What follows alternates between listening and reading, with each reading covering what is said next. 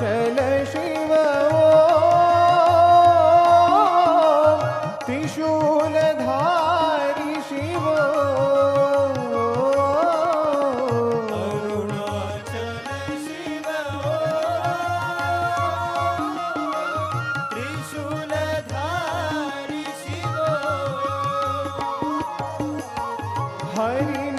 हरिनारायण साई नारायण हरिनारायण साई नारायण जय देवी भारती विद्यादायिनी अन्नपूर्ण माता वो जय देवी भारती विद्यादायिनी अन्नपूर्ण माता जय देवी Bharti विद्यादायिनी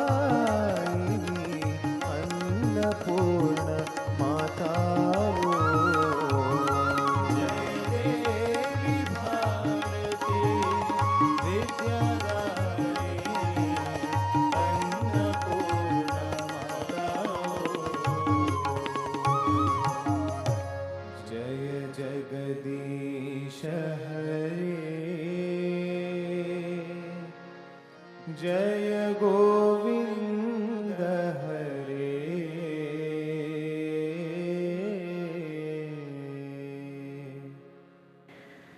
Invoking the blessings of the Almighty, respected dignitaries, elders, distinguished guests, and participants from around the world, good evening and welcome to day 53 of the One World, One Family World Cultural Festival here at Sathya Grama. We take this opportunity to welcome our esteemed guests this evening, Shri H.K. Patilji, Honorable Minister for Law, Parliamentary Affairs and Tourism, Government of Karnataka.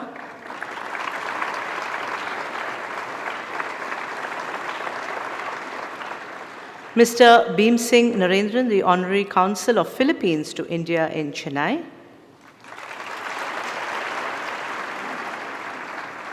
Mr. Ron Bautista, the Third Secretary and the Vice Consul at the Embassy of the Republic of the Philippines in India.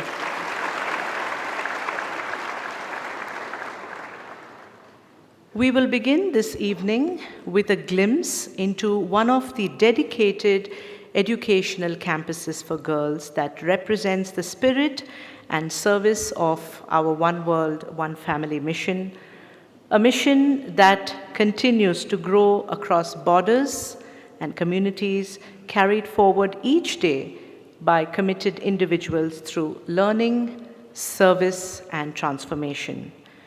Since its inception in 2017, the Sri Sathya Sai Prashantiniketanam Nallakadhanehalli campus, which is about 30 minutes from here, has been a haven, a home, and a hub of learning, nurturing and molding, educating and empowering young girls into confident women. Today, the campus houses students from pre-university up to postgraduate programs. As part of Know Your Mission segment, we have with us this evening Ms. Chaya S., serving as the Upapalaka or the Deputy Warden, who will share with us insights and developments of the campus. She joined in grade 1 at the girls' campus in Jaipura and went on to complete her master's in life sciences. Today, she continues to serve in the campus that shaped her, guiding and mentoring students with dedication and commitment. Ms. Chaya.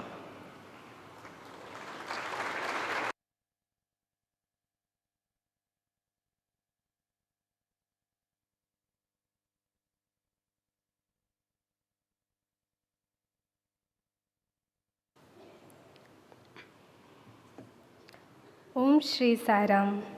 My humble pranams at the lotus feet of dear Sadguru. Respected elders, brothers and sisters, Sai Ram to all. Our heartfelt gratitude to Swami for this opportunity to present Sri Sathya Sai Prashantiniketanam Girls Campus, Muddenahalli, which is a temple of learning, a center of missionaries. Bhagavan says, the feminine is the foundation on which a peaceful and happy world is to be raised. When women are true and brave, kind and compassionate, virtuous and pious, the world can have an era of peace and joy. It is his compassion that has brought first women college in the Anandpur district of Andhra Pradesh in the year of 1968. We have many alumni of that campus who is currently serving here in our institution in various capacities and guiding us. Our deep gratitude to all of them.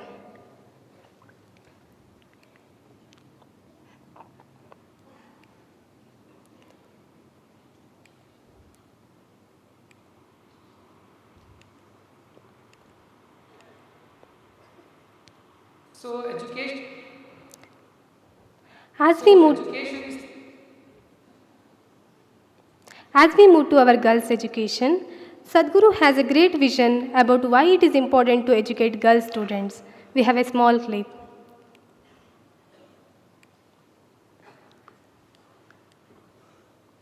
So education is such an important tool. If they are well educated, especially women, they can look after their families in the face of a calamity. They can stand on their own 2 feet. So that is the power of empowering girls and women in terms of giving them higher education.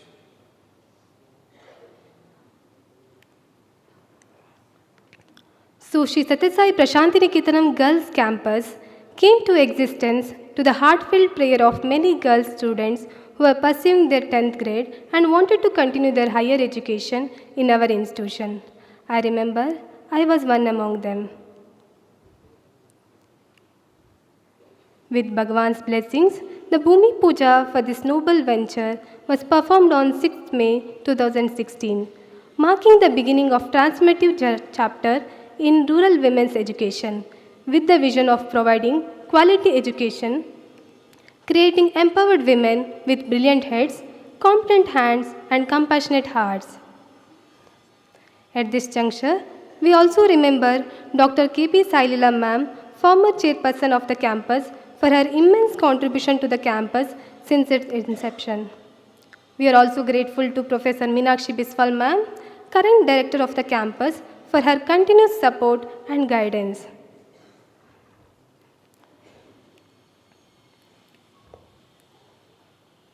This campus houses the pre-university and university programs.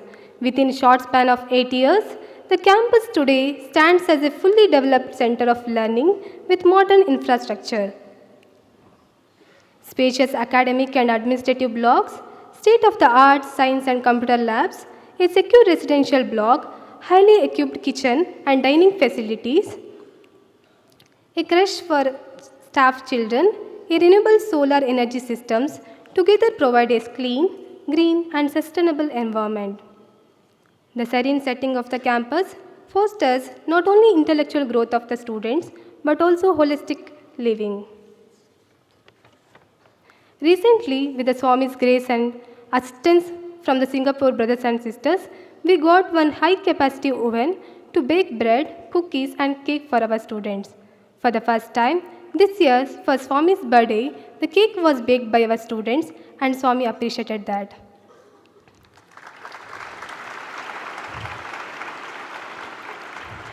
At present, the campus has also taken on the sacred responsibility of accommodating all the girls' campuses during the 100 days of Bhagavan's centenary celebrations, serving as a home of unity and shared celebration.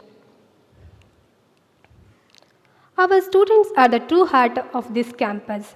At present, 76 girls are enrolled in the pre-university course, along with 213 students across undergraduate, postgraduate, and doctoral programs.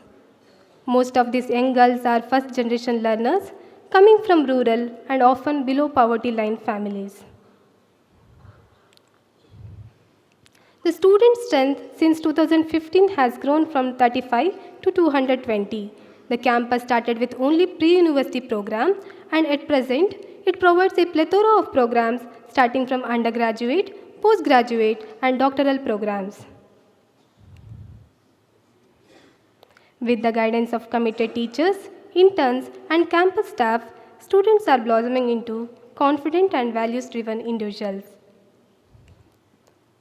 The cognitive domain is developed through Apara and Paravidya. Under Aparavidya, they study from language to literature, from humanities to science, from performing arts to mathematics and computer science. The Vedic studies course also adds special flavor to all other common courses. In Paravidya, they study Upanishads, Veda, Bhagavad Gita, Ramayana, Mahabharata, and Adhyatmic Sangeet under the guidance of competent Paravidya Acharyas. Student life extends well beyond academics. Girls actively participate in orchestra and cultural programs, vibrant festival celebrations, sports including volleyball and athletics, and self-defense training such as Taekwondo and Krav Maga. Integral rural development and self-development courses further strengthen their leadership skills, discipline, and character. True to Swami's vision, empowerment here means much more than education. Students attend Words of Wisdom session delivered by eminent personalities. They undertake international educational tours and institutional prominence like Indian Institute of Science and Sanjeevani Hospitals for their post-graduation dissertation researchers. Our performing arts students gain exposure through performances at prestigious venues such as Chidambaram, Margali Mahotsavam, and Kumbh Mela. Since most of our girls come from rural backgrounds, there is often resistance towards girls' education. To unburden parents of financial worries and provide financial independence to these girls' children, Swami has ensured stipend during internships and post-graduation studies. These paid internships not only prepare them for professional independence, but also reaffirm their dignity and capability. Academically, the campus has grown from strength to strength. In the first convocation, 7 out of 8 undergraduate gold medalists were girls. The second saw 11 out of 17. The third convocation, 6 out of 16. The fourth witnessed 16 out of 23 gold medalists to be girls.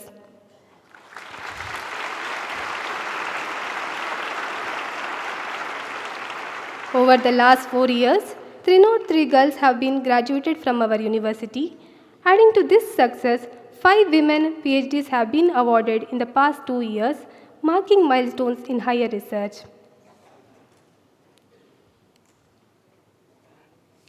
Our students have also excelled in competitive and research pursuits.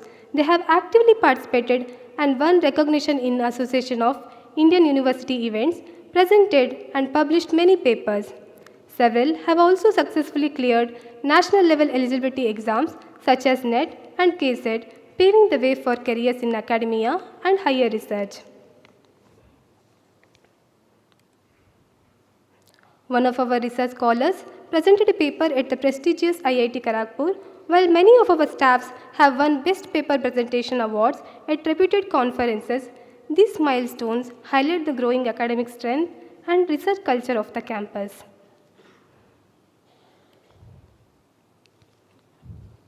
At the PUC level 2, the results have been remarkable from 2015-16 to 2024-25. Our PUC pass-outs are now stepping into professional courses in service-oriented fields. In the past 4 years alone, we have seen 11 of our girls enter MBBS, 15 into nursing, and 13 into paramedical studies. These outcomes reflect the rigor of our academic foundation and the holistic guidance provided at the campus. The PUC magazine provides a creative outlet documenting their voices and reflections. The spirit of Seva is nurtured deeply. Students participate in village integration programs, Grama Seva, and government school outreach initiatives, workshop, and faculty development programs. With the support from RSS Sevaks, our staff and students also extended Seva to 100 villages, spreading joy, relief, and inspiration.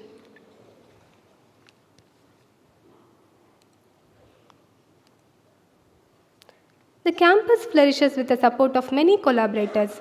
Contributions have come from Australian devotees, as well as corporate partnerships with Legrand, PwC, Sabre, Western Digital, Analog, and Dell.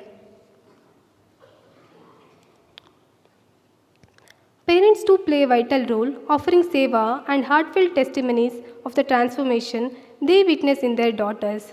They too offer a heartfelt contribution as a gesture of gratitude. The ripple effect of this campus is profound. Students not only contribute to sustainable development goals, but also extend seva activities during holidays in their native villages. They emerge mentally strong, spiritually grounded, and emotionally resilient, ready to uplift their families, communities, and the nation. A beautiful testimony to this transformation is the postgraduate students who recently graduated. All of them have joined back and are serving in our sister campuses at various capacities.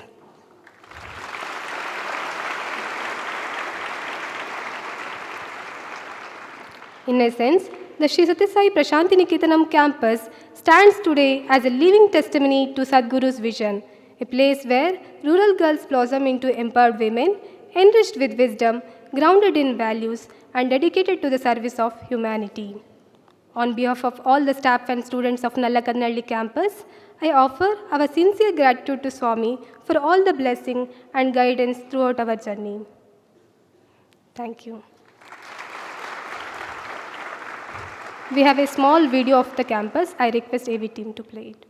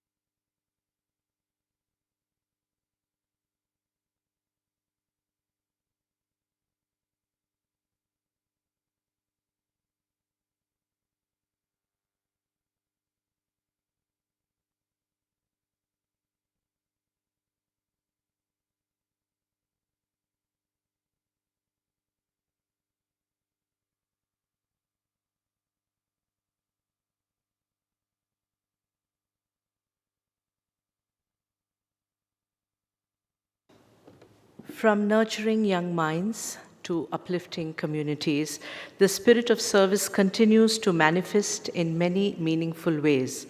This evening, we honor one such expression through the CSR Circle of Honor to Akhil Bharatiya Oswal Parishad for their outstanding and sustained contributions to healthcare and social welfare. For over 2 decades now, the Akhil Bharatiya Oswal Parishad has been a beacon of service, reaching the underprivileged through initiatives like the Jaipur limb camps, where prosthetic limbs are provided free of cost. From its strong roots in steel and finance, the organization has expanded into garments and tile manufacturing while staying anchored in compassion.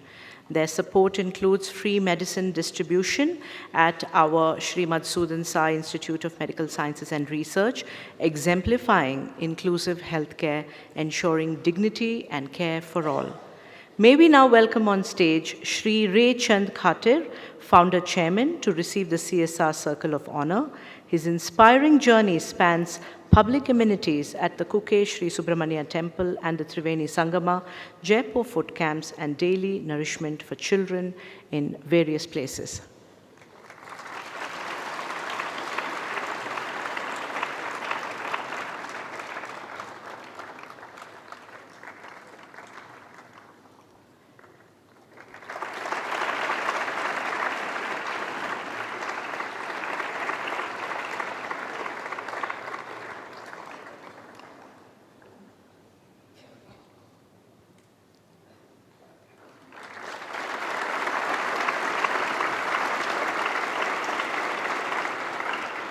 We invite Shri Ray Chandji to share a few words with all of us this evening.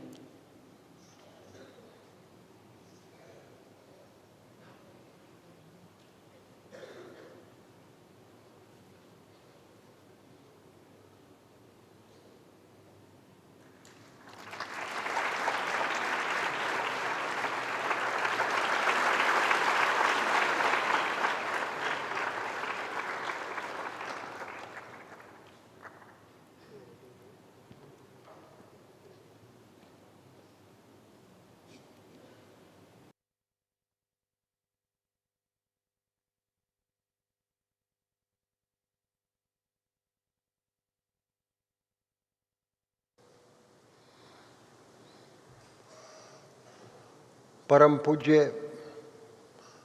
आदरणीय मधुसूदन स्वामी जी साईं मंच पर विराजित माननीय मंत्री महोदय पाटिल साहब एवं अन्य आज स्वामी जी के दर्शन करके मेरी पूरा परिवार ही धन्य हो गया।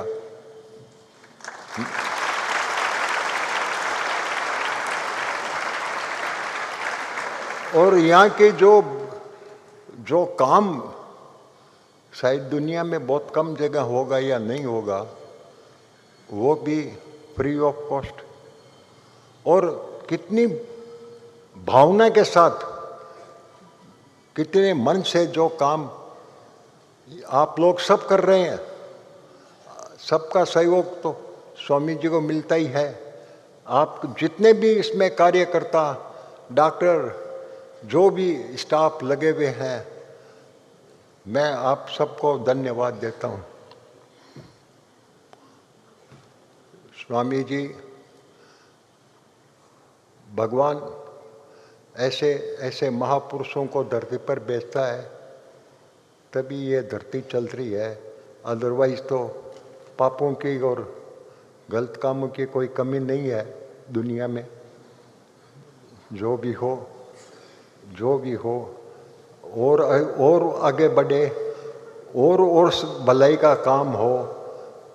और मेरी हार्दिक वंदना स्वीकार करें Swami ji.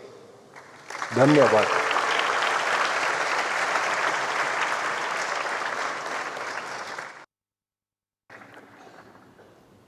Thank you for your kind words and your best wishes, sir.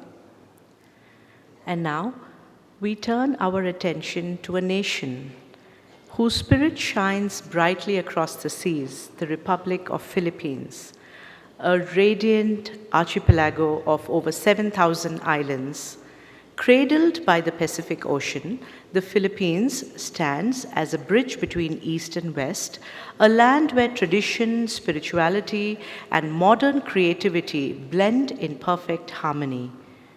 From the early kingdoms of Luzon and Mindanao to the cultural brilliance shaped by centuries of dialogue with Asia, Europe, and the Americas, the Philippines has nurtured a legacy of resilience, heritage, artistry, and compassion.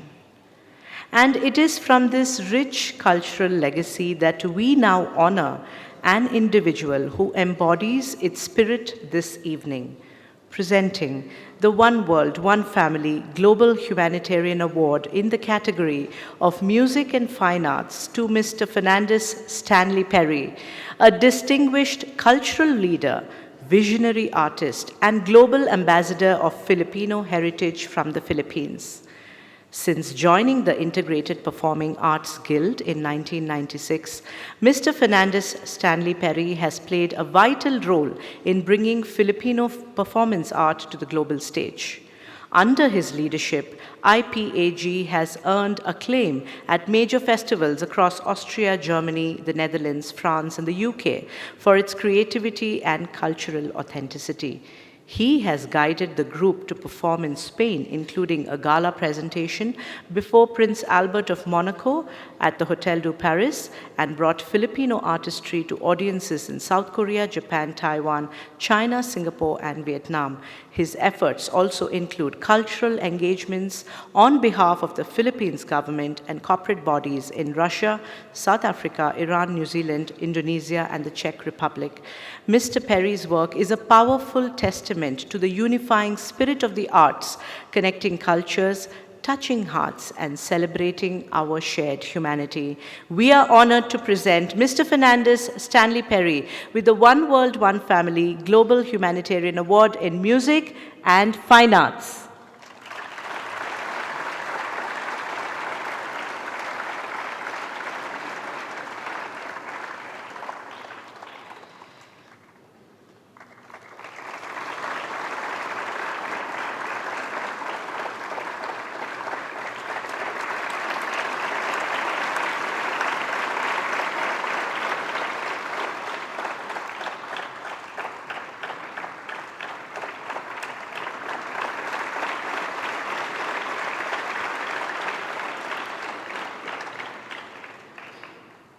We now invite Mr. Perry to deliver his acceptance speech.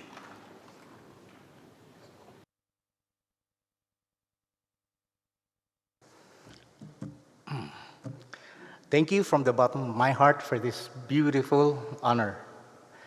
I am deeply grateful to Sadhguru Sai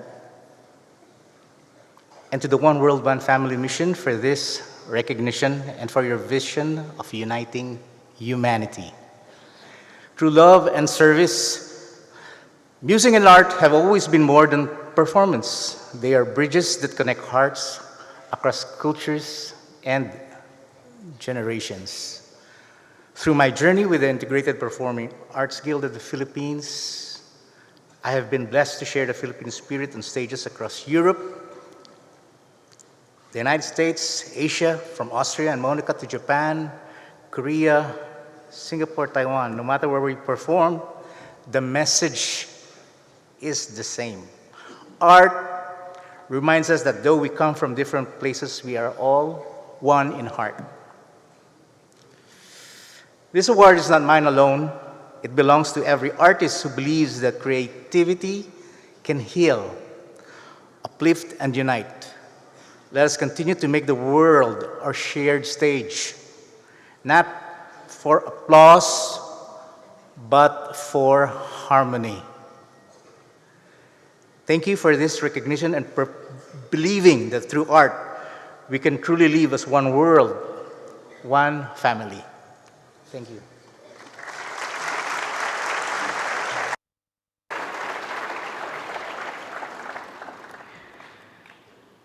To take us deeper into the vibrant story of the Philippines, its people, culture, and spirit, we now invite Ms. Venus I. Kailbasa to present the country overview.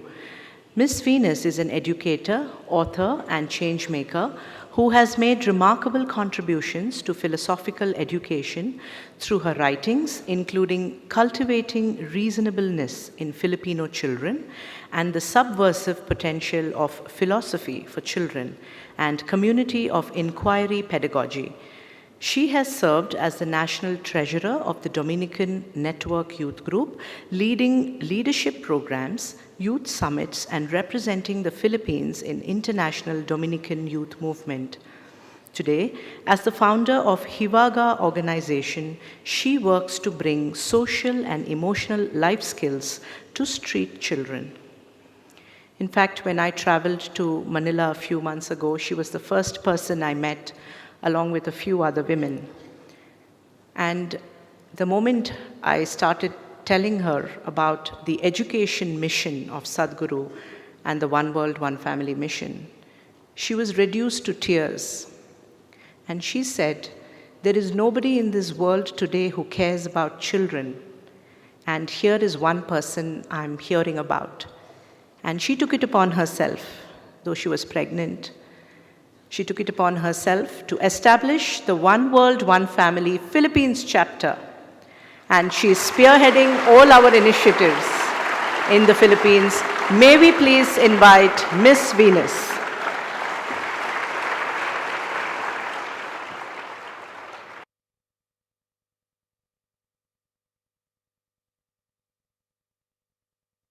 Po, good evening to everyone here.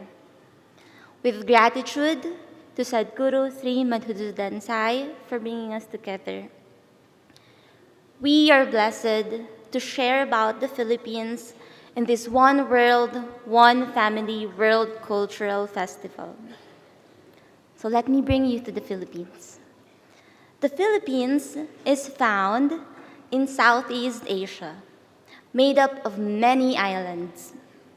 It is close to countries like Indonesia, Malaysia, and Vietnam. The Philippines has a population of around 113 million people. Its capital city is Manila.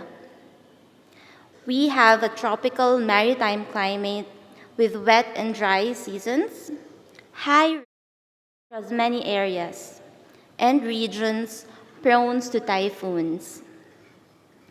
The currency is the Philippine peso. One Philippine peso is about 1.5 rupees. The official languages are Filipino and English. Now for some landmarks. The Banawe rice terraces are carved into the mountains. They are called the eighth wonder of the world. Now my favorite, the Chocolate Hills. They are a natural wonder with more than 1,000 cone-shaped hills. Most of the year, the hills are green, but in the dry season, the grass turns brown, making them look like giant mounds of chocolate. And that is how they got their name. The Tubataha Reef is a UNESCO marine sanctuary rich in coral and sea life. Intramuros is the old walled city of Manila. It was built during the more than 300 years Spain colonized the Philippines. Here is Palawan, often called the last frontier of the Philippines. It is famous for its crystal clear waters, white sandy beaches, limestone cliffs, and rich marine life. Faith plays a central role in the lives of Filipinos, with many being Christians. Community, resilience, and respect for others are part of our philosophy of life. Bayanihan is a beautiful Filipino tradition that means working together as a community to help one another. Filipino food is colorful, like yours, with rice as the main staple. Meals often include vegetables and tropical fruits. Dishes like adobo, stew, sinigang, which is sour soup, are national favorites. Coconut, bananas, and mangoes are also important in the Filipino diet. Halo-halo is my favorite and is a colorful mix of shaved ice, fruits, beans, and ice cream. For traditional clothing, women wear the barot saya, the terno, or other embroidered gowns during festivals. And then men usually wear the barong Tagalog. Many of these outfits also feature indigenous textiles such as ikat and hand-woven fabrics. Philippine arts blend indigenous, Spanish, and modern styles. Music and dance, such as the tinikling bamboo dance, bring joy to our gatherings. The Dinagyang Festival is a vibrant celebration of culture and devotion, highlighted by colorful costumes, lively dances, and rhythmic drum beats. Hidilyn Diaz is a Filipino weightlifter who made history by winning the Philippines' first ever Olympic gold medal at the Tokyo 2020 Games. Dr. Fe Del Mundo was a pioneering pediatrician who founded the first children's hospital in the Philippines and dedicated her life to caring for children's health. Almost 3 in 10 young children are malnourished, and many infants lack key nutrients. Most Filipinos can read and write, but school dropouts are still common in our poorer regions. Healthcare reaches people through PhilHealth, yet rural areas and frequent typhoons leave families struggling. Government programs like PhilHealth and school feeding programs do support families. Malnutrition and healthcare access remain challenges, especially in remote areas. Poverty affects education opportunities for many children, and natural disasters such as typhoons create added hardships. But many local NGOs serve with heart and hope, focusing on health, nutrition, education, and rural support. Faith-based groups and community initiatives do step forward in times of disaster, providing relief during typhoons and floods. Volunteer movements reflect the bayanihan spirit seen in rebuilding efforts and caring for one another. In the Philippines, volunteers serve around 50 homeless individuals each week with home-cooked nutritious meals and grocery packs, helping to ensure consistent nourishment and care. This initiative of ours has inspired collaboration with the local church, expanding its reach and impact. The values-based books are currently being customized for the Philippines. They are aimed at nurturing character, compassion, and moral strength in children. They reflect the one world, one family spirit of unity and shared humanity. The Filipino people teach us resilience, joy, and faith, even during hardships. Our message is to live with a big heart and always care for others. Thank you. Maraming salamat po.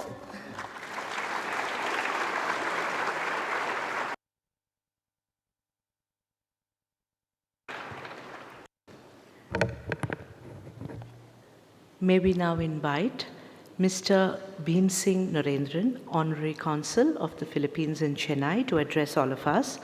With over 19 years of service, he has played a vital role in strengthening India-Philippines relation, from consular duties across South India and the Andaman and Nicobar Islands to supporting Filipino nationals and fostering cultural exchange. Beyond diplomacy, Mr. Narendran has held senior roles in industry, served on the boards of Mercantile Ventures and India Radiators, and contributed globally as a logistics consultant in the United States. Mr. Narendran, please.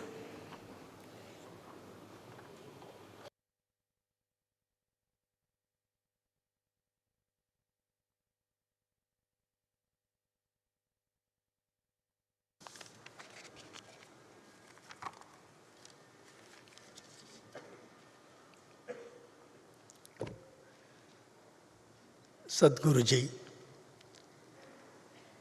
from now onwards, you are Bhagavan to me.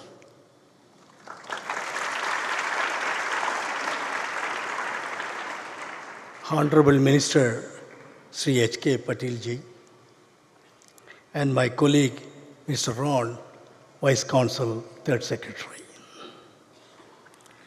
First of all, I stand before you as a representative of Honorary Consul for Chennai, for the entire South India, serving as an extended arm of and guidance of Embassy of Philippines at New Delhi. This year marks 76th anniversary of the establishment of diplomatic relations between India and Philippines, which began in 1949, about 4 years after I was born.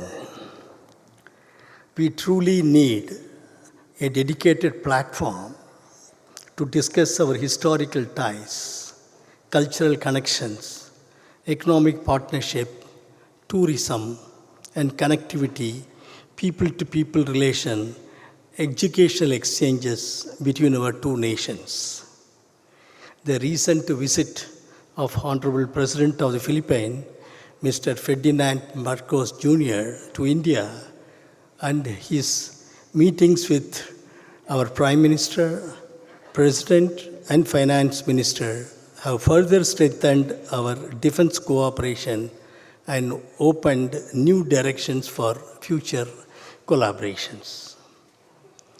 It is a great honor to stand before you today as part of the One World, One Family mission, a humanitarian movement organized by Prashanti Bala Mandir Trust in celebration of the 100th birth anniversary Bhagavan Sri Sathya Sai Baba. The highlight of this mission is truly inspiring and selfless, a remarkable call to unity that embodies the spirit of service and compassion. We really need another dedicated platform to discuss more about what selfless service this organization is doing it. As many of you know, the Philippines is a nation of deep values comparable to India in many respects, especially in its rich cultural heritage and tradition. Like Indians, Filipinos are humble, warm-hearted, and joyful with a deep love for music, which flows naturally in their veins. Family values of the Philippines is close mirror those in India. The Filipino language also reflects ancient cultural connections as it contains wealth of Sanskrit loan words. For example, Filipino word for destiny, they call as Sanathana, is said to have originated from the Sanskrit word meaning bond. It is indeed very fitting that today has been designated as Philippines Day, celebrated among 100 nations here in Bangalore, featuring a wonderful performance by the Minando Integrated Performing Art Guild, recipient of CCP Gay Award 2020. As our ambassador, His Excellency Mr. Josel Fergan Ignatia often says, the relationship between India and the Philippines is a relationship for the ages, one that continues to serve the best interest of our people, strengthen our regional security, and promote prosperity for our shared neighborhood and the world at large. I am deeply grateful to His Excellency Ambassador Josel Ignacio for giving me this opportunity to participate in this remarkable event together with my esteemed colleagues, Mr. Ron Bautista, Third Secretary, and Mr. Bernard Cable, attaché from the Embassy in Delhi. Like all of you, I eagerly look forward to witnessing the spectacular performance presented under the leadership of Stanley Fernandez, the International Marketing Head. Once again, I sincerely thank the organization for inviting us and honoring us as representatives of the Philippine people.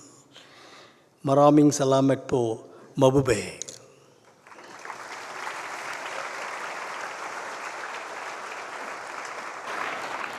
Thank you, sir.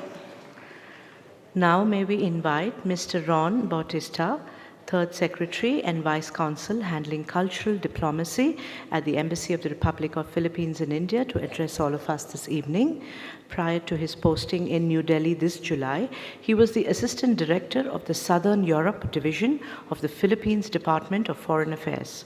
He's also worked as a video journalist for the Reuters news agency from 2016 to 2020, covering global news events in the Philippines and East Asia.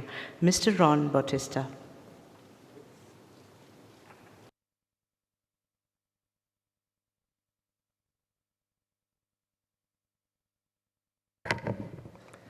Sadhguru Madhusudan Sai, Honorable Minister H.K. Patil, dear colleague, Honorary Consul of the Philippines in Chennai, B. Narendran, friends, namaskar, magandang hapon, and good afternoon, everyone.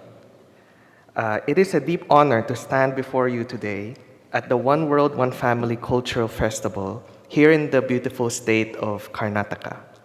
On behalf of the Embassy of the Philippines in New Delhi, I would like to express our heartfelt gratitude to the organizers of this celebration for inviting the Philippines to be part of this remarkable gathering. As I understand, this festival is more than just a showcase of artistic talent. It is a profound testament to the power of culture to connect people across borders.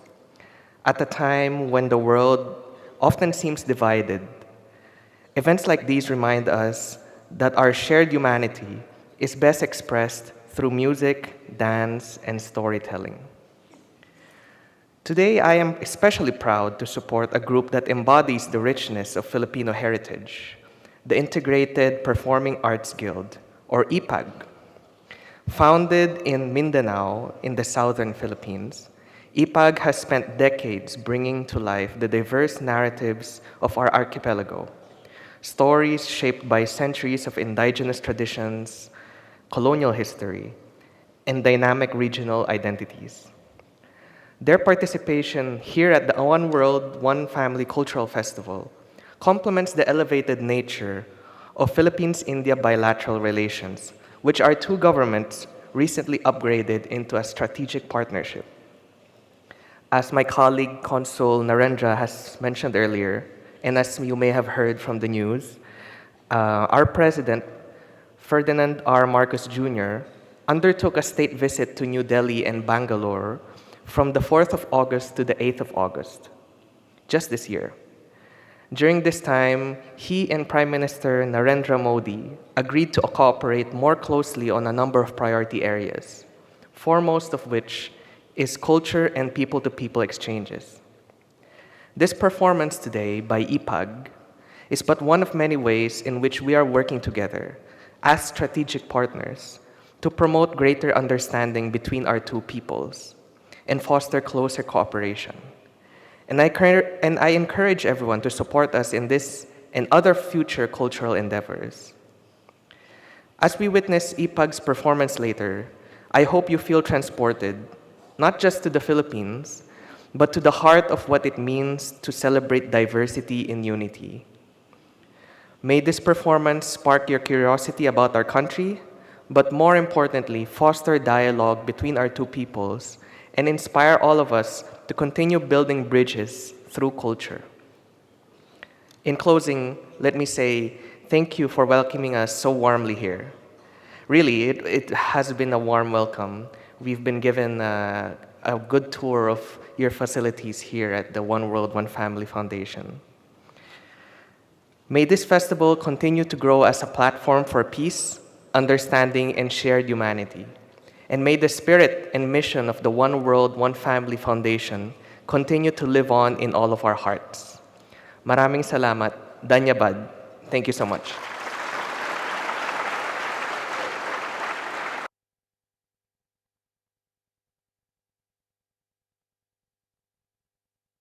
Thank you, Mr. Ron. May we now request Honorable Minister Shri H.K. Patil ji to address all of us. He has previously held key portfolios, including rural development and Panchayat Raj, agriculture, water resources, and textiles. Currently, he also represents the Gadag constituency as a two-term member of the Karnataka Legislative Assembly. Shri Patilji, please.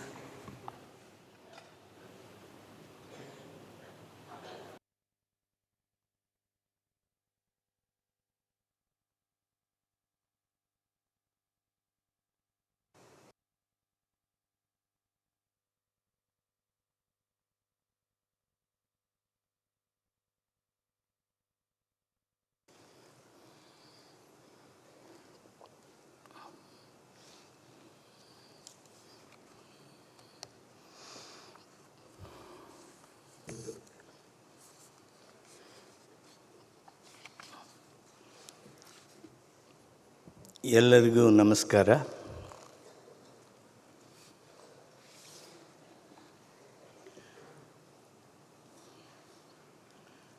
Respected Sadguru Sri Madhusudan Sai,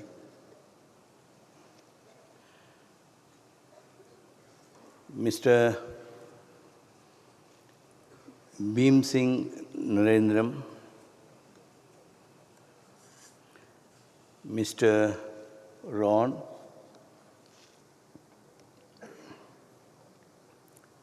distinguished dignitaries, fellow devotees, student friends, dear brothers and sisters.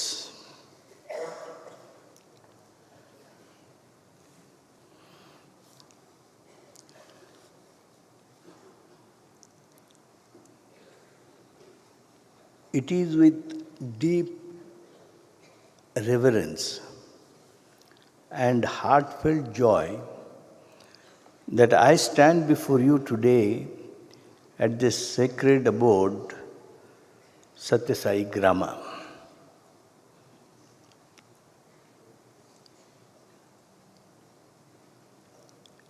To participate in this centenary celebrations of Bhagwan Sri Sathya Sai Baba, a divine soul whose life, message and mission have uplifted humanity across the globe.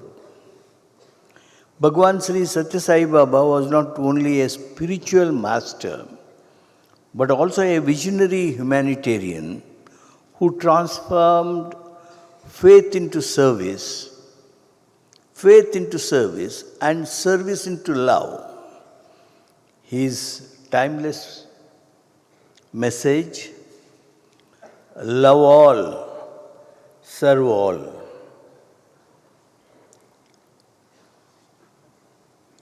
And he takes it further. Help ever, hurt never, continues to inspire millions to live lives of compassion, integrity, and self-dedication. Dear friends, Bhagwan's philosophy found powerful expression through institutions of education, nutrition, healthcare, and rural upliftment, established purely for the welfare of humanity, completely free of cost and open to all. These institutions are shining examples of service without discrimination, translating spiritual ideals into social transformation. Under the dynamic leadership of Sadguru Sri Madhusudan Sai, this sacred mission has entered a new era of expansion and global outreach. Respected Sri Madhusudan Sai Institute of Medical Science and Research, a completely free medical college here at Muddenahalli, is a landmark in the history of Indian medical education, where students are trained not only in medical excellence, but also in values, ethics, and compassion. It may not be out of place if I say that our government, our Karnataka government, headed by Mr. Siddaramaiah, Honorable Chief Minister, we are finding it difficult to give our final nod to start the college, not because of any infrastructural shortcoming, nor for any other reason which we see the parameters to so many. But it was a total new type of institution. The institution which says we want to give seats to poor people, boys and girls who have studied in Sai institutes. It will be full free, boarding free, teaching fees free, complete free education, that too in a medical college. There was no instance or no application of this type any time in our Karnataka government history. We all were surprised because we know what will be the cost for first 5 years. And this institution is going to give free education to all forever. And that being the case, knowing well the cost of education, medical education in particular, we were really astonished to see the courage and the determination and the commitment of Madhusudan Sai. And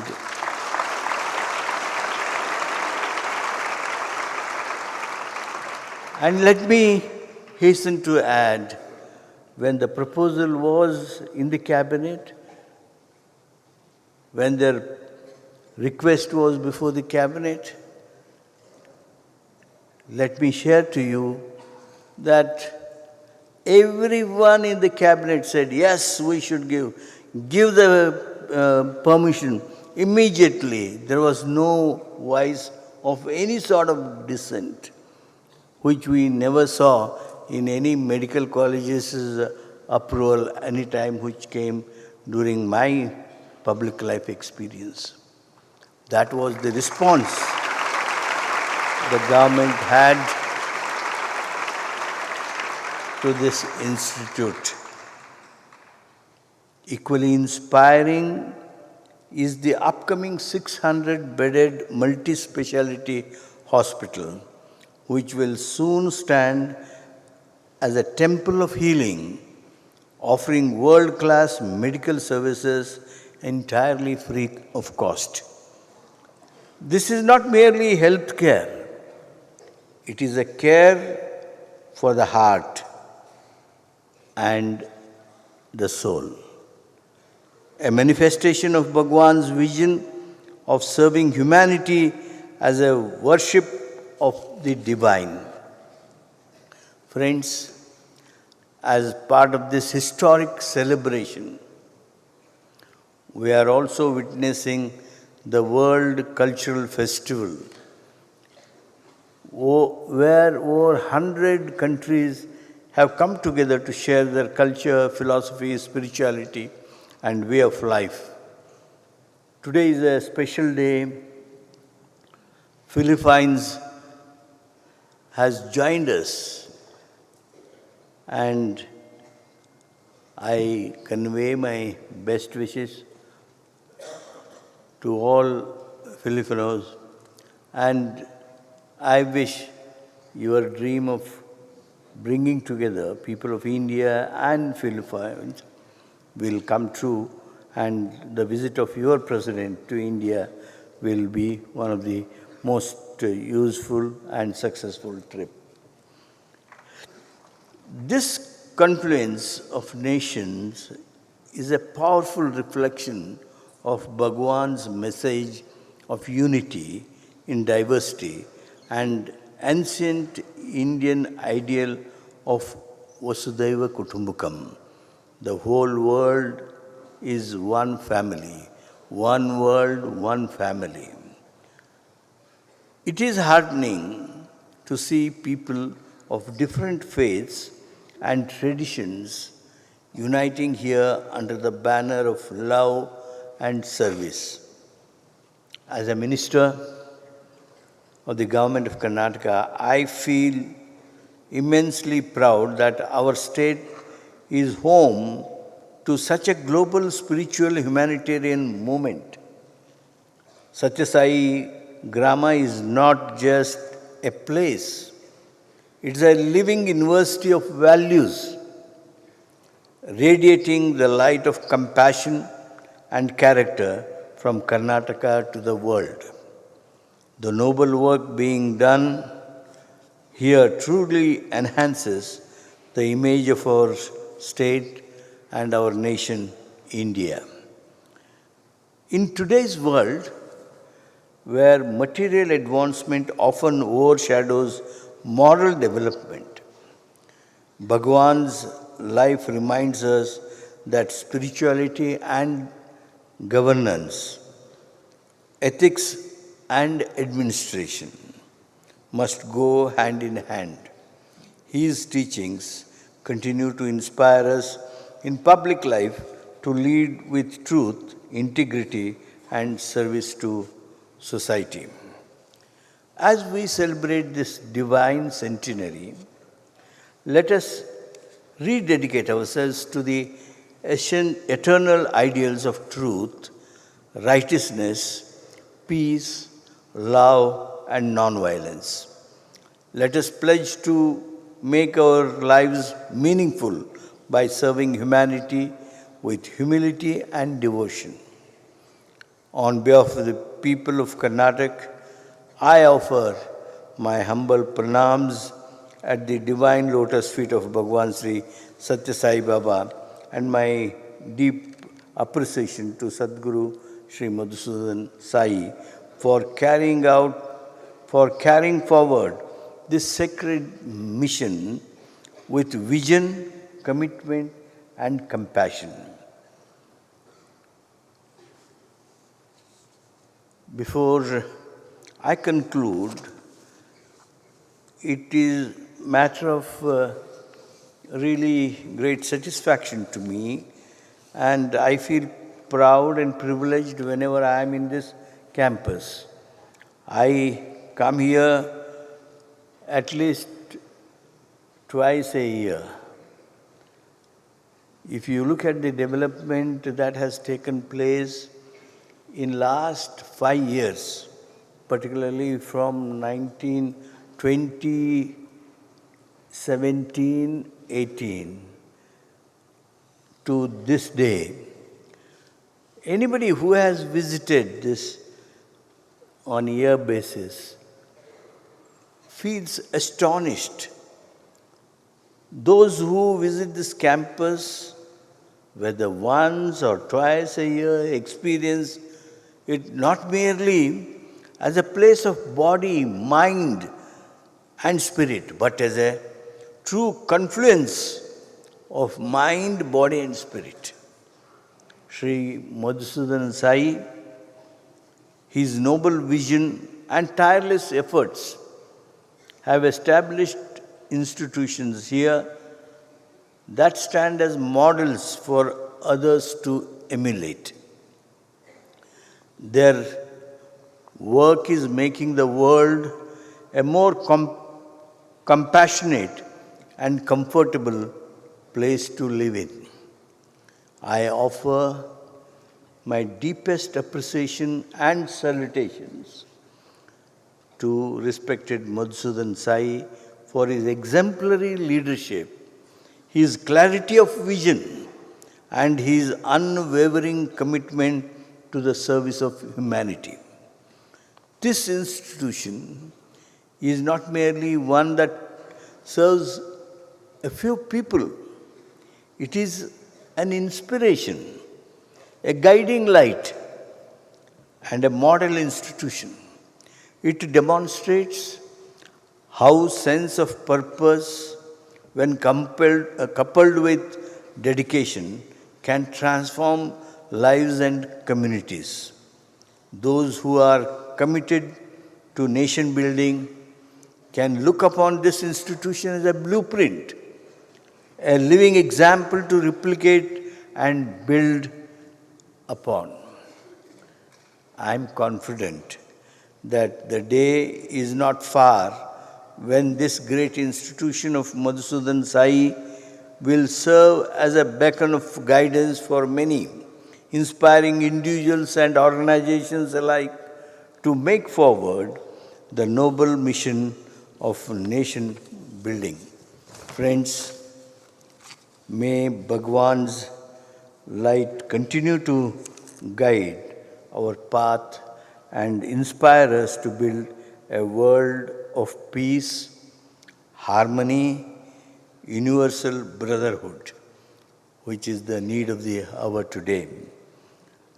I wish to congratulate and convey a sense of gratefulness on behalf of the society to a senior gentleman whom Madhusudan Sai ji has now honored, Mr. Jain, for the wonderful service that he has done to the humanity. At the same time, I also wish to congratulate the Philippine gentleman who, as a magician, as a man who has served the humanity, for having got honored today. This is the time when we really look at one world, one family, Vasudhaiva Kutumbakam. And let me say that we who are assembled here are really fortunate. ಇಲ್ಲಿ ಬಹುತೇಕ ಜನ ಎಲ್ಲ ಕನ್ನಡವನ್ನು ಬಲ್ಲವರು, ಬಹುತೇಕ. ಕೆಲವರು ವಿದೇಶದವರಿದ್ದಾರೆ, ಕೆಲವರು ಬೇರೆ ರಾಜ್ಯದವರಿದ್ದಾರೆ. ಆದರೆ ಇಲ್ಲೇನು ನಾವು ಸೇರಿದ್ದೇವೆ, ನಾವು ನಿಜವಾಗಿಯೂ ಅತ್ಯಂತ ಸುದೈವಿಗಳು. ಎಲ್ಲೇ ಹೋಗ್ರಿ, ಇಷ್ಟು ದೊಡ್ಡ ಸಭೆ ಸಮಾರಂಭ ನಡೀತು ಅಂದರೆ ಪ್ರಶ್ನೆಗಳೆಲ್ಲ ಏನಿರ್ತಾವೆ, ನಿಂದು ಯಾವ ಭಾಷೆ, ನಿಂದು ಯಾವ ಧರ್ಮ, ನಿಂದು ಯಾವ ಜಾತಿ, ನಿಂದು ಯಾವ ಗುಂಪು, ಇವೆಲ್ಲ ಪ್ರಶ್ನೆಗಳನ್ನು ಒಂದಿಲ್ಲ ಒಂದು ರೂಪದಲ್ಲಿ ನಿಮ್ಮ ಪಕ್ಕದವ್ರು ಕೇಳ್ತಿರ್ತಾರೆ, ಎದುರಿನವ್ರು ಕೇಳ್ತಿರ್ತಾರೆ, ಹಿಂದಿನವ್ರು ಕೇಳ್ತಿರ್ತಾರೆ. ಈ ಸತ್ಯಸಾಯಿ ಇನ್ಸ್ಟಿಟ್ಯೂಟ್ನಲ್ಲಿ ಪೂಜ್ಯರಾದ ಮಧುಸೂದನ್ ಸಾಯಿಯವರ ನೇತೃತ್ವದ ಈ ಸಂಸ್ಥೆಯಲ್ಲಿ, ಈ ಕಾರ್ಯಕ್ರಮಗಳಲ್ಲಿ ಧರ್ಮಾತೀತವಾದ, ಜಾತ್ಯತೀತವಾದ, ಪಕ್ಷಾತೀತವಾದ, ಗುಂಪಾತೀತವಾಗಿರ್ತಕ್ಕಂಥ ಒಂದು ಅತ್ಯಂತ ಸೌಹಾರ್ದಮಯವಾಗಿರ್ತಕ್ಕಂಥ ಮಾನವರನ್ನು ಒಂದೆಡೆ ಸೇರಿಸುವ, ಪ್ರೀತಿಯನ್ನು ಹಂಚುವ, ಶಾಂತಿಯನ್ನು ಬೋಧಿಸುವ ಒಂದು ದೊಡ್ಡ ಚಟುವಟಿಕೆ, ಕಾರ್ಯಕ್ರಮ, ಚಳವಳಿ ನಡೆದಿದೆ. ಅದು ನಮ್ಮೆಲ್ಲರ ಪುಣ್ಯ ಅಂತೇಳಿ ಭಾವಿಸ್ತೀನಿ. ಬರುವ ದಿವಸಗಳಲ್ಲಿ ನಮಗೆಲ್ಲ ಈ ಸಂಸ್ಥೆ ಮೂಲಕ ಬಹುದೊಡ್ಡ ಸೇವೆ ಆಗಲಿ ಅಂತೇಳಿ ಹಾರೈಸಿ ತಮ್ಮೆಲ್ಲರಿಗೆ ವಂದಿಸಿ ನನ್ನ ಮಾತನ್ನು ಮುಗಿಸ್ತೀನಿ.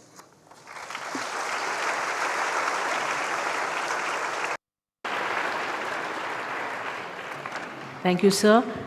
We would now like to extend a token of our love and appreciation to our guests, Shri H.K. Patil ji.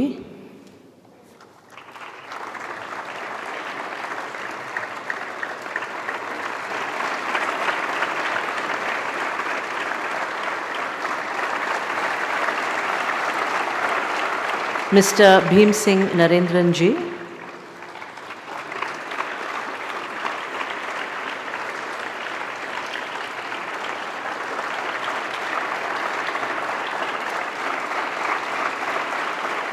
Mr. Ron Bautista.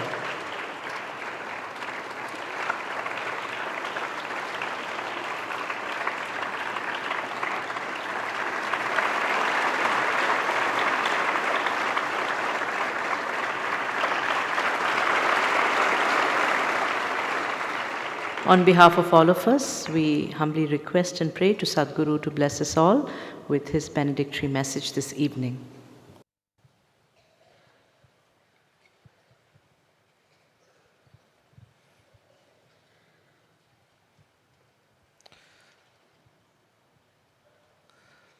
Sarvanamadharam Shantam Sarvarupadharam Shivam Satchidanandam Advaitam Satyam Shivam Sundaram.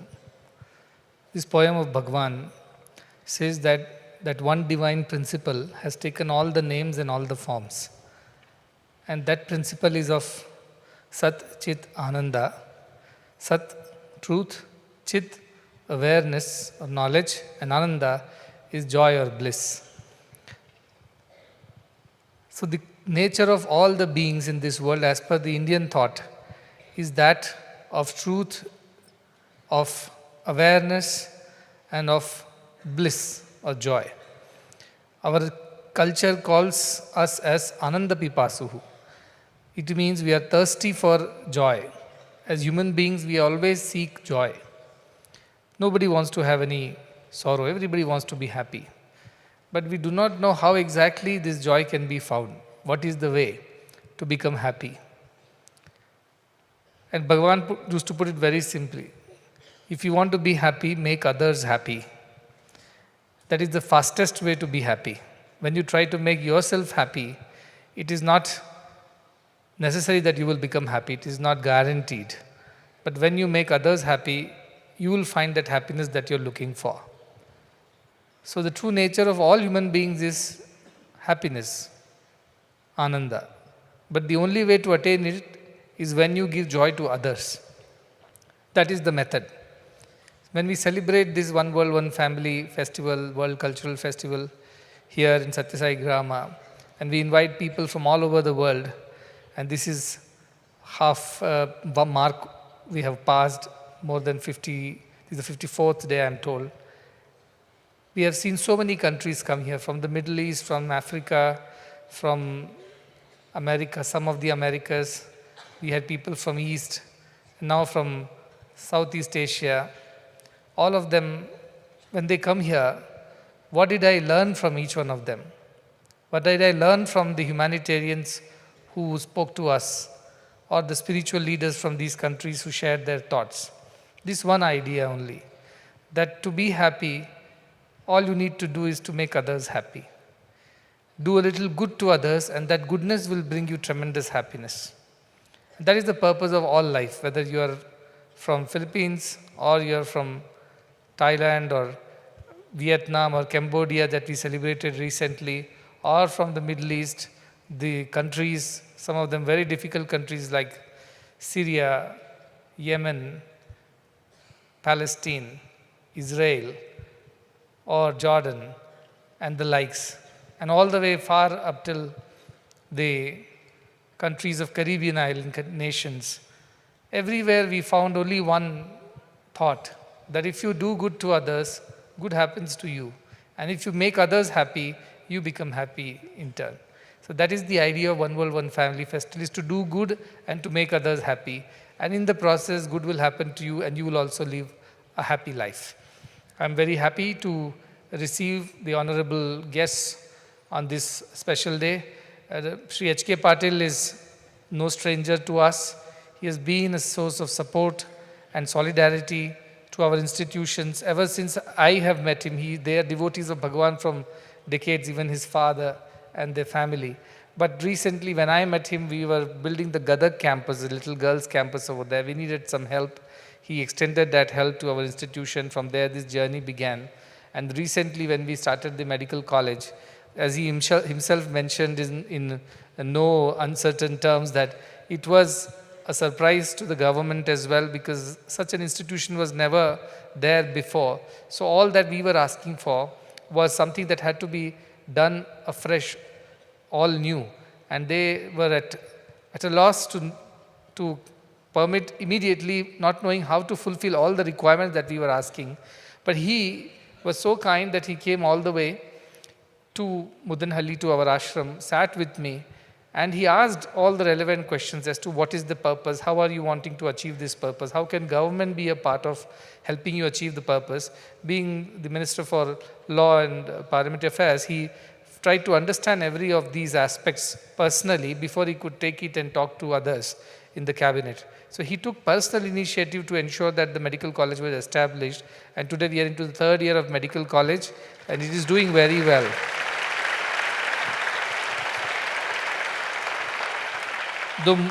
Though the most of the children are children from very poor rural backgrounds, they're children of rickshaw pullers, small farmers, shopkeepers, they're children of bus drivers, and so on and so forth.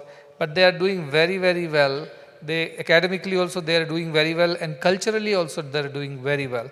And this year, as he must be knowing, that now the third batch of MBBS has just begun. And this year we have also applied for the postgraduate program, which is due for inspection now.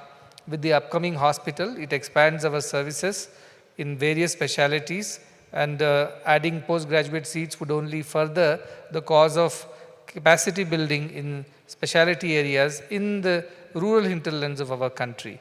So most of the doctors are available in cities, specialists are available, but rural India does not get many. As we heard even from Ms. Venus, who was talking about Philippines, that most of the country is well taken care of, but it is the problem with the rural remote areas where the access is limited. So our mission is about building healthcare professionals, doctors, nurses, paramedics and specialists who can serve in rural geographies. And this hospital and this medical college is not just for India, it is for the whole world. Let the whole world come and receive treatments here for free, that is our idea. And let our children who are trained here go out to the whole world and serve them. That is how we will build Vasudhaiva Kutumbakam through various initiatives. I also want to place it on records the contribution of the government of Karnataka in helping us establish the medical institution, the hospitals, and more importantly, now we work with the government for the nutrition program. It's called the Annapurna Morning Nutrition Program, where ragi is given along with jaggery. It's fortified ragi. In our Saishore factory it is produced, and we involve 3,000 plus farmers, cooperative, to produce ragi organically. It was very difficult to wean them away from the chemical farming methods because that is easy and faster. It gives better yield, quick results, but it is not good for the soil or for the health of the children. When we connected them to the ragi program, and the ragi goes to all the government schools, 55 lakh children from 1 to 10, classes 1 to 10, they get ragi 5 days a week with jaggery. That has changed the hearts of the farmers because they realize that all this is going back to the stomachs of their own children in government schools. So they themselves came forward to say we will move over from chemical-based farming to organic farming. This was very much appreciated. The government of Karnataka already had a program called Kshira Bhagya, which was started by the Honorable Chief Minister, Mr. Siddaramaiah, in 2013, in his earlier tenure. And now that has been furthered with the addition of fortified ragi and jaggery to the milk that was already being given, and that has furthered the cause of good health in children of rural Karnataka, and government shares a quarter of the costs and the logistics of this program. So that is another support that we have received from the government of Karnataka. We are very grateful to his ministers, the government. Because it is Philippines Day, I haven't visited Philippines, but I have at least saw the pictures and they were beautiful. One feels like going to Philippines, and I'm sure with the ties that are getting stronger between Philippines and India, with their president visiting us recently and many discussions happening between our government and theirs in furthering the ties, in developing better relationships between the two countries. I'm sure it will pave way for all of us to visit Philippines someday and enjoy the beauty and the warmth of the Filipinos, which we all know of because they are there everywhere. Even if I go to America, there are Filipinos who are working in American places, and they all tell me that these people are very nice. I've seen them in Singapore, I've seen them in Europe, I've seen them in so many places. They're very nice and warm people, that is what is being told. And they're also very good at taking care in healthcare specialties as well. Nursing and paramedic and home care, they're very, very, because of their culture, very warm culture and very kind-heartedness, they naturally make the best people for such areas where you need empathy and kindness and concern. I've seen them in Singapore, in Swami Home, I've seen them where we take care of the elderly. Likewise, in so many places around the world, in Middle East, in Europe, in America, I've seen a lot of Filipinos working, and they're very nice people, that is what I've been told. So I have to go to Philippines to see for myself, but I look forward to a visit sometimes soon. Very grateful to the two honorable guests who are here with us, Shri Narendranji, the Honorable Consul of Philippines to India, and he came from Chennai to attend this function on behalf of the Ambassador, Mr. Ignacio. We are very grateful for your kind presence over here and hope that this will further enhance the relationship between us, culture to culture.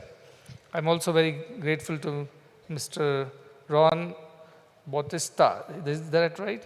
So, and his presence as a representative, as a Vice Consul, so I'm grateful to him also, that this is how we bring the world a little closer to each other. When we talk, when we have a dialogue, when we have a conversation, we become closer. And they were very kind to also make a nice rice this morning, this afternoon. You all had that rice? Yeah, a special rice that they made. And it was a part Spanish and a part Filipino, I thought, because Spain had its own cultural influence on Philippines for many, many years. So I think that is the reason why it was. I'm very happy to have Mr. Stanley Fernandez for being here and receiving the Humanitarian Award. He's promoting the cause of music. So also Dr. Stephen, who spoke to us in the morning about the culture and thought of Philippines and the idea of their religion, how it helps people come together. I'm also very happy to have the members of the All India Uswal Foundation, the organization, Mr. Vivek Jainji, who is very kind-hearted. They're philanthropists. They do a lot of good, and they're working with our organization to support many, many needy people. So we are very grateful to you also for your kind support and look forward to a lifetime partnership between these organizations and us.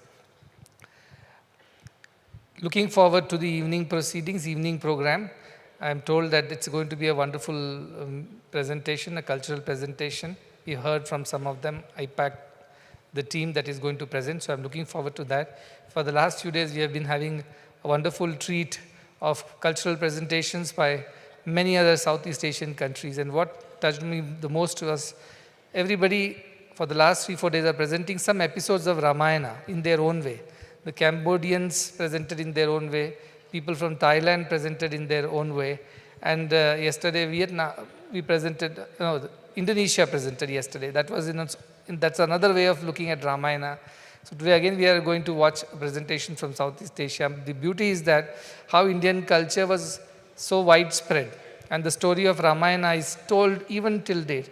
And I was told by the guests from Indonesia yesterday that in many places, even the Muslim community there, in the Javanese people, they do Ramayana as a part of their cultural heritage. And they invited me to a festival that's going to happen in one of the largest temples in Indonesia between January and February. And they said, you must come and see how all the people in Indonesia come together to celebrate a festival like this in a Hindu temple. And it's about Ramayana, the story of Rama. And story of Rama, as I said, is the story of morals. It does not belong to a particular nation or a particular group of people or a particular religion. Rama stands for the very embodiment of Dharma. Ramo Vigrahavan Dharmaha, it is what is said in Ramayana, that he is the very embodiment, personification of righteousness. And what does the world need today? It needs these examples of righteousness, people who stand by their values, who stand for their convictions, despite all the challenges and odds, and stay true to their purpose of doing the right thing, doing the good thing, doing dharma. And that concept is Ramayana.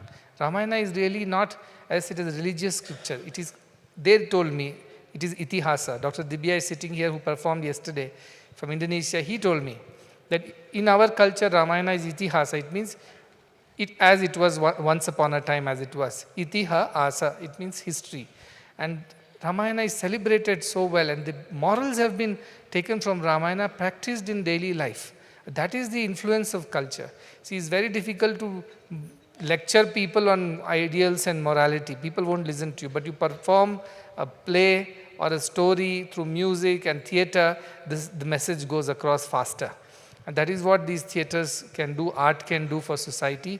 So we welcome the entire team from Philippines also, who would be presenting this evening. I'm looking forward to that presentation.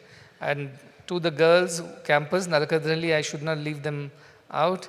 It was a beautiful experience for us because I remember still maybe in 2017-18 when I had gone to the Prashanti Balamandira school, a small school in Chikbalapur, from where this trust began actually, Prashanti Balamandira Trust.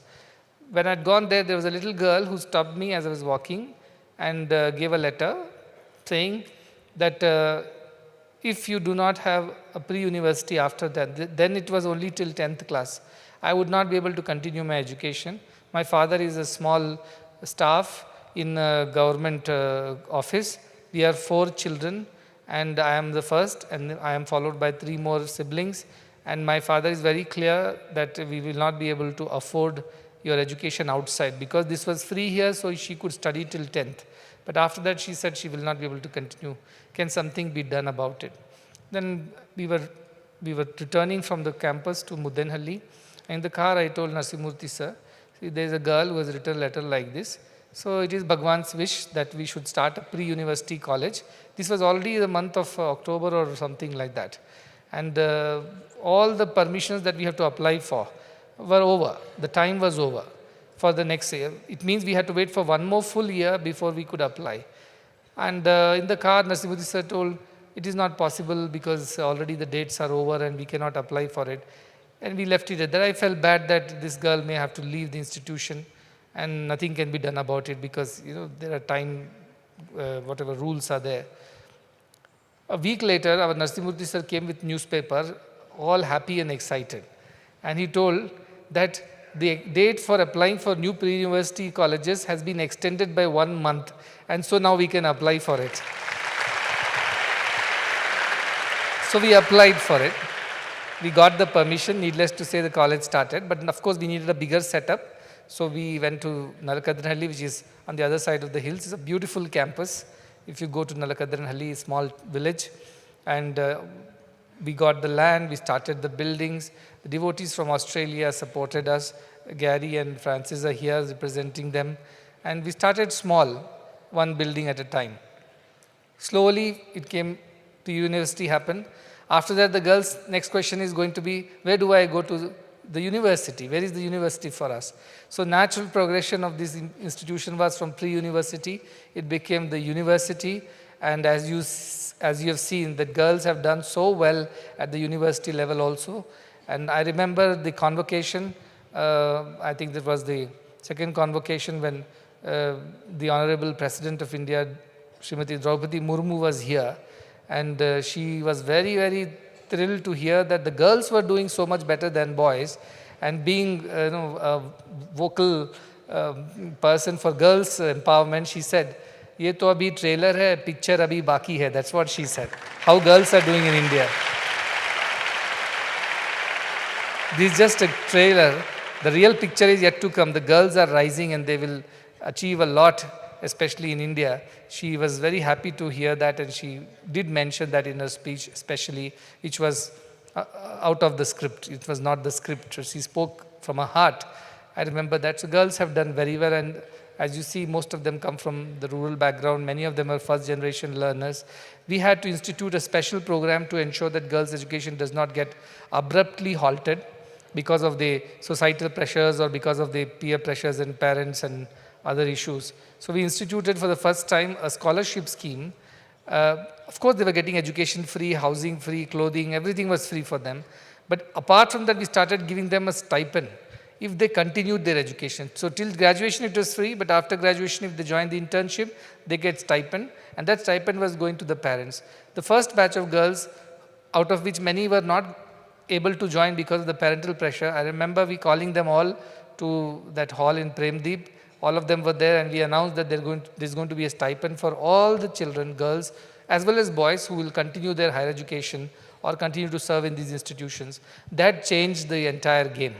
Most of the parents agreed, because I told them, see, if you leave her to do her internship for 1 year, every month she is going to get this much money. That time we were giving anything between 4,000 to 6,000 rupees a month for continuing here.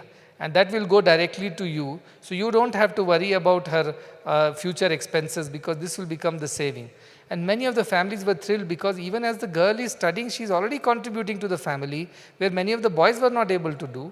And once they finished the internship, again the parents were back to take the girls. Then I said, you know what, internship stipend is going to double if they continue postgraduate programs. And we doubled the stipend at the postgraduate level. And they continue to study post-graduation and continue to get better stipend, up to 12,000 rupees a month. And that started going to the parents.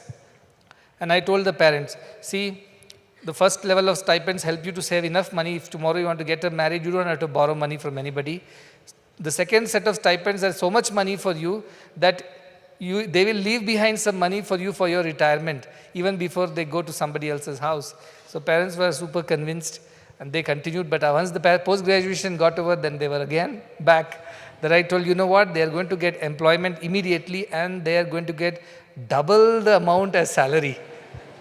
So now as they got their jobs after the post-graduation, they all become in charges of various campuses. They started teaching, lecturing. Many of them cleared NET, KSET exams. So they also joined the university. And their salary is doubled to 25,000 rupees a month. Now, what more can you ask? That is how slowly, that far you have to get rural girls into higher education. Otherwise, in India, it is very difficult to convince, especially in rural India, that girl children should continue the education. Now, these are very smart girls who are self-made. They worked hard. Now they stand on their feet. They depend on nobody. More than that, one girl, what she said, that really touched my heart. She said, before this education, I had no voice in my family like my mother. We just had to listen to whatever was being told, because we were financially and otherwise also dependent on the men. But after I am a postgraduate, I have got this salary, I earn my money, I send money home, I have a voice. I'm visible now. I'm no more that invisible entity, voiceless, faceless, nameless member of the family. Now I have a voice, I have an identity, and I'm very much visible to everybody. You have given, this education has given me that respect and dignity. That really touched my heart.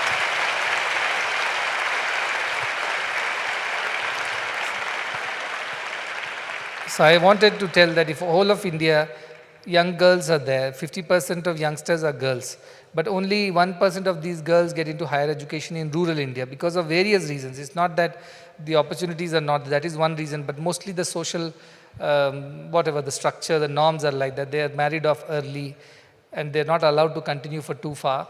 But if we can help that many girls also get good higher education, become empowered, educated and employed, they can contribute to the GDP of the country. We have a Viksit Bharat vision, this much of GDP, $5 trillion, and now and I don't know how much by 47.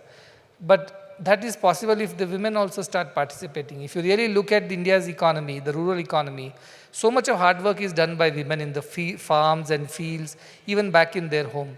But none of this is an economic activity. There is no money associated with it. So their contributions are not included in the GDP of the country. But if that also could be included in some way, and then you can really see that our GDP will be much better. We'll be progressive, or not, rather developed nation very fast. I don't know whether the video is now ready. Is it ready? Do you want to play it?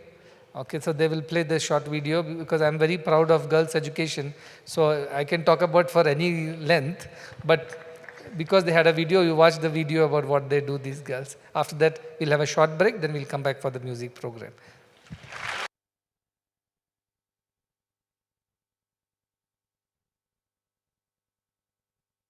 When we look at nature, the journey of a pupa into a butterfly gives us one of the most beautiful lessons of transformation.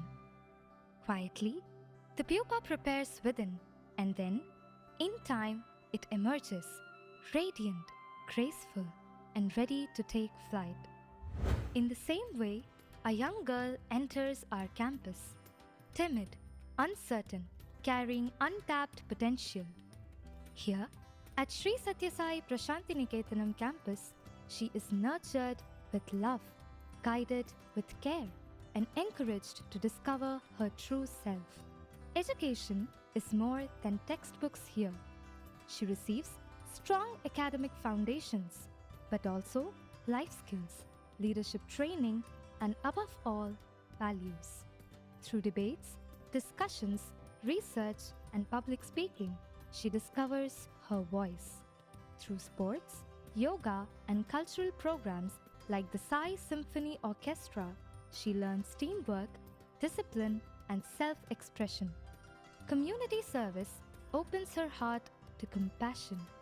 International conferences and global workshops expand her horizons.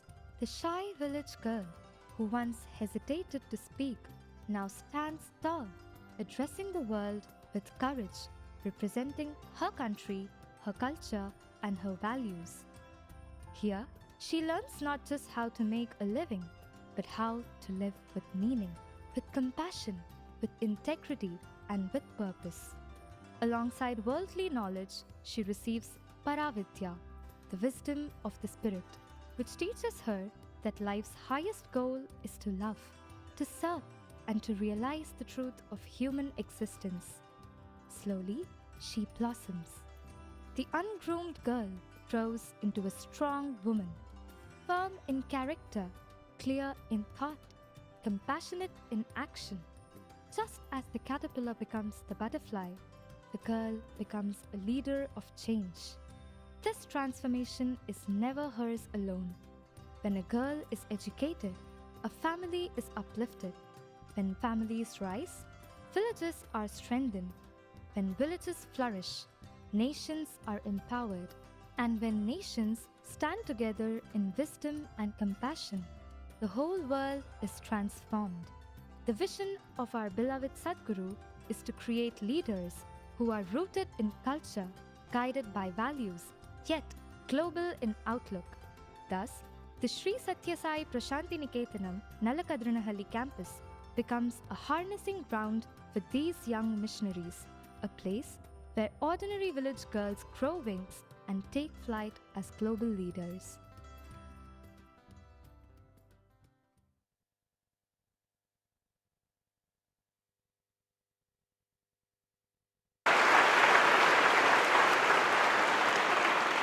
We will now have a short break and reconvene for the cultural program, which is yet another episode from the Ramayana.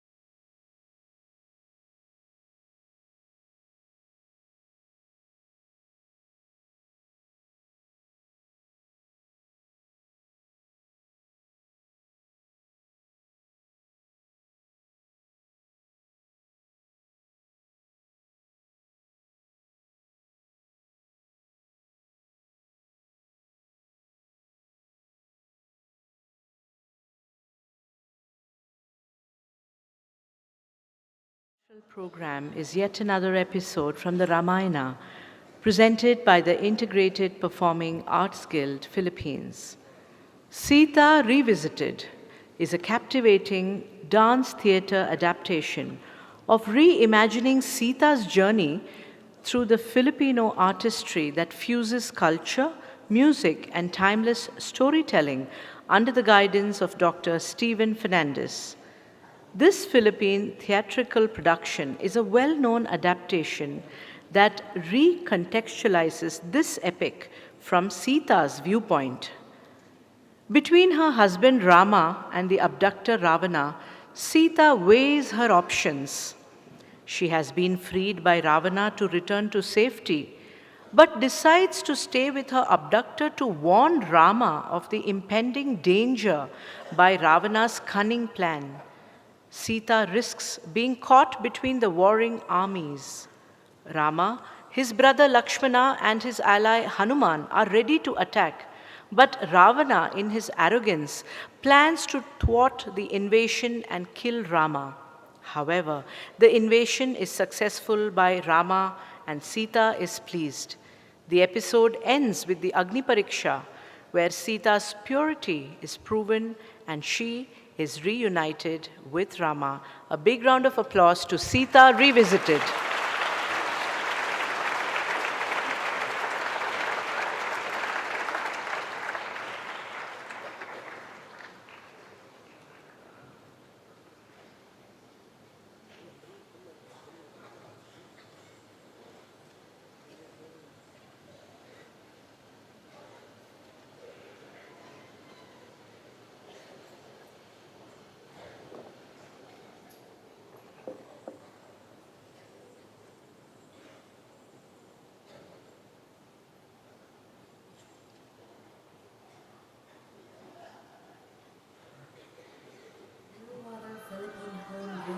Performing company has captured the attention of Philippine and world theater than the Integrated Performing Arts Guild, or IPAG.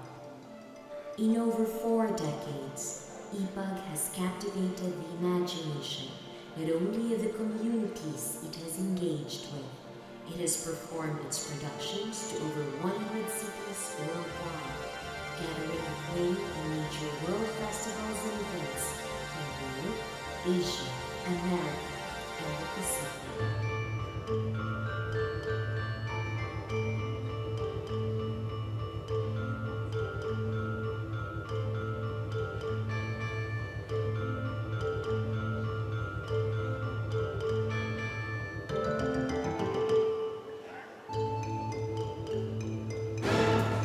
IPAG is today's most traveled Philippine repertory company.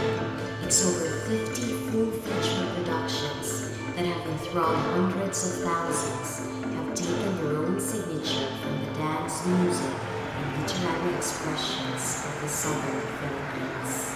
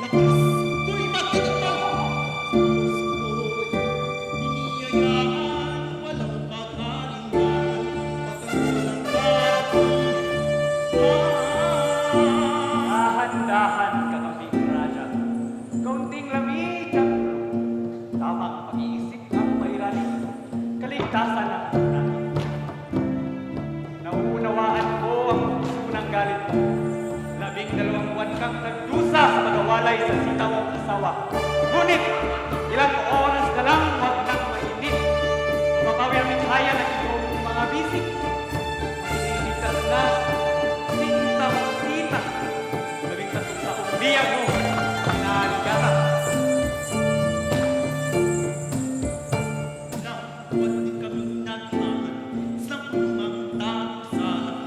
Salamat sa iyo, Supriva, sa tulong at pag-unawa kong tubusin, pinakamamahal kita.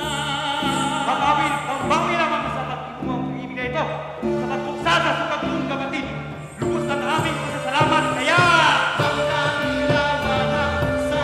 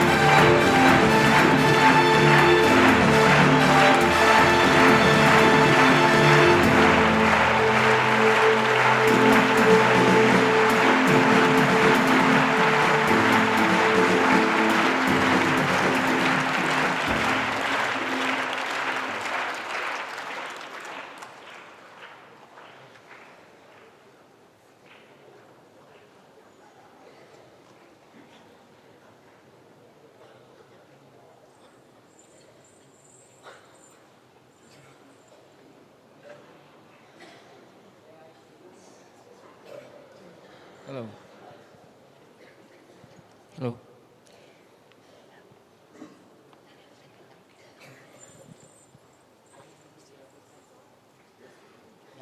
I'd like to introduce to you the Integrated Performing Arts Guild of the Philippines, artists. Thank you very much. Playing Grama is Kim. Kim.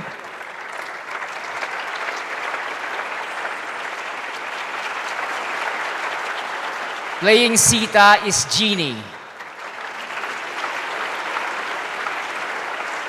Playing Lawana is Martin.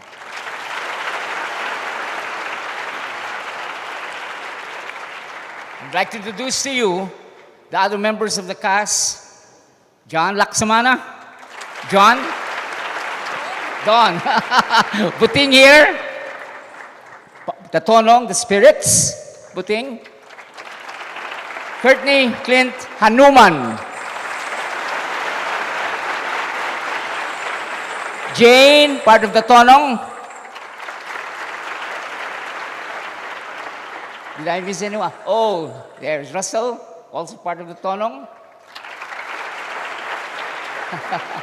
And Sugriva. Our stage manager, Lauro here.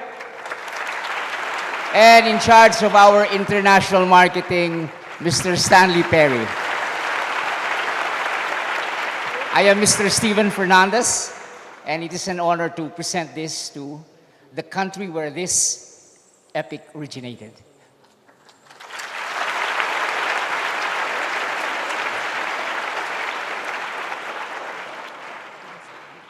Okay.